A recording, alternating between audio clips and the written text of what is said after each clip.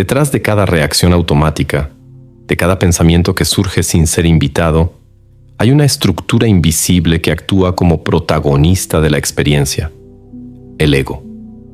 El ego no es una entidad maliciosa. Es simplemente una narración constante. Una voz que comenta, interpreta, juzga y clasifica todo lo que ocurre.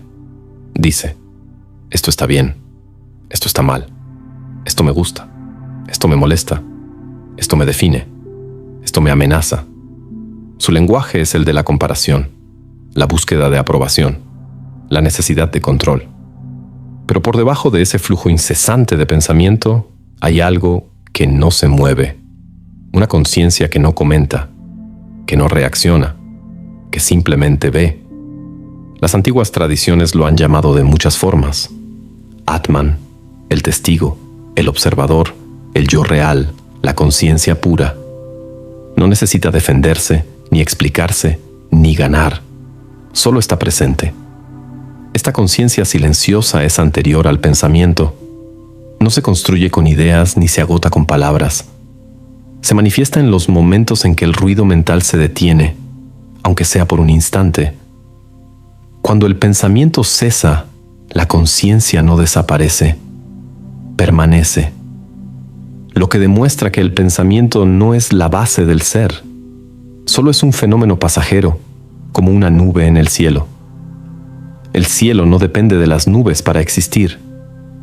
Pero el ego, confundido con el pensamiento, teme al silencio, porque en el silencio pierde su dominio, pierde su historia, pierde su identidad. Y sin embargo, solo en ese silencio comienza la verdadera claridad. Ver sin juzgar, sentir sin aferrarse, observar sin intervenir. Esta es la función del observador interior. No es una técnica, es un estado, una manera de estar en el mundo sin quedar atrapado en él.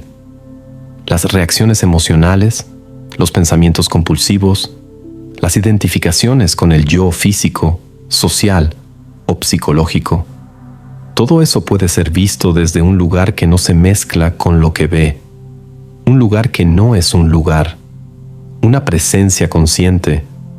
No se trata de eliminar el ego, ni de luchar contra la mente. Eso solo refuerza el conflicto. La clave está en reconocer que el ego es un objeto más dentro del campo de conciencia, no su centro. Cuando se observa sin juicio al mecanismo del yo que habla, que se defiende, que interpreta y se aferra, comienza a disolverse. No porque se lo destruya, sino porque queda expuesto a la luz de la conciencia.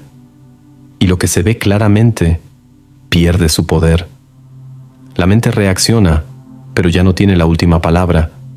El cuerpo siente, pero no se convierte en identidad.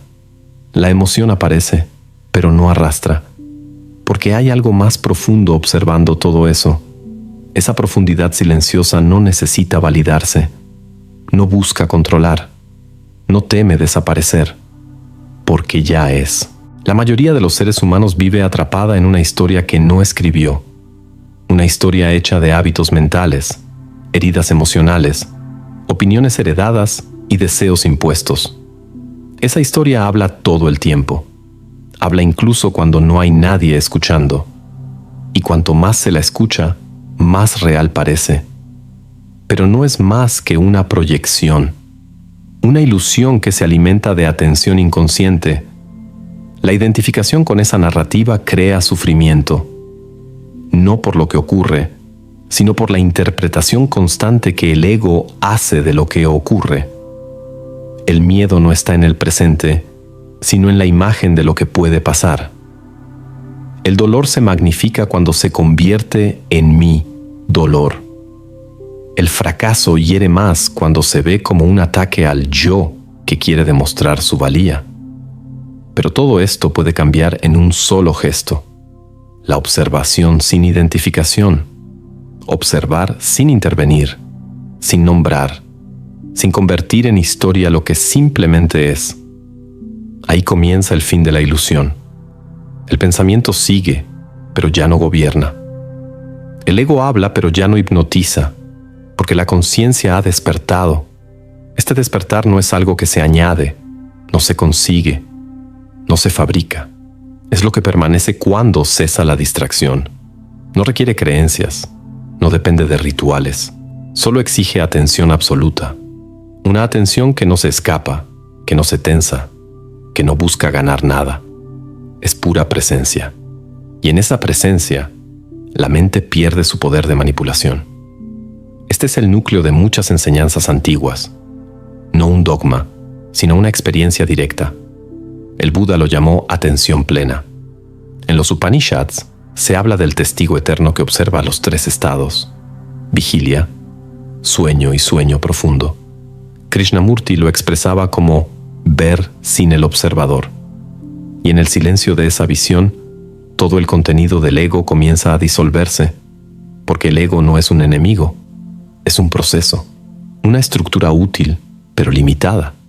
Sirve para funcionar, pero no para ser.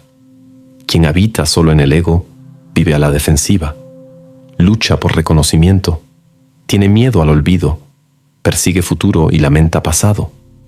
Pero quien habita en la conciencia silenciosa no necesita defenderse, porque ya no está atrapado en la forma. El verdadero poder no está en controlar los pensamientos, sino en dejar de identificarse con ellos. El verdadero conocimiento no es acumular ideas, sino ver sin filtros.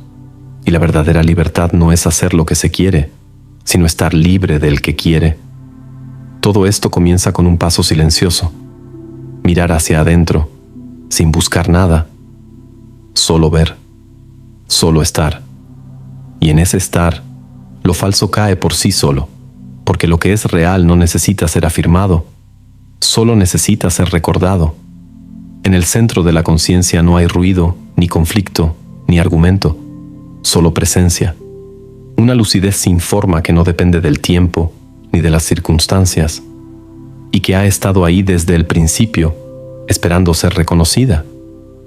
Pero para acceder a ella, hay que soltar. Soltar la necesidad de tener razón. Soltar la necesidad de impresionar. Soltar incluso la necesidad de entender. Porque entender no es lo mismo que ver. Y el ego siempre quiere entender para tener control. Pero la conciencia no necesita control, solo claridad. La paradoja es que cuanto más se observa sin intervenir, más se disuelve el yo que necesita intervenir. Y al disolverse, no queda vacío, queda libertad. Una libertad que no tiene que ver con hacer lo que se quiere, sino con no ser arrastrado por lo que se quiere. Una libertad que no lucha contra el ego, pero tampoco se rinde ante él. Una libertad silenciosa, serena, invisible. El observador interior no es una técnica, no es una herramienta, es un regreso. Regresar al lugar desde donde todo puede ser visto sin juicio. El lugar donde la identidad se disuelve, pero la conciencia permanece. Y eso no tiene nombre, pero es más real que cualquier historia que puedas contarte. Si esta reflexión te acompañó, te ayudó a mirar con más profundidad o a escuchar tu propio silencio, considera suscribirte al canal. Aquí compartimos ideas que no buscan entretener la mente, sino despertar algo más profundo. Nos vemos en el siguiente video. Y recuerda, lo esencial no se grita, se reconoce en el silencio.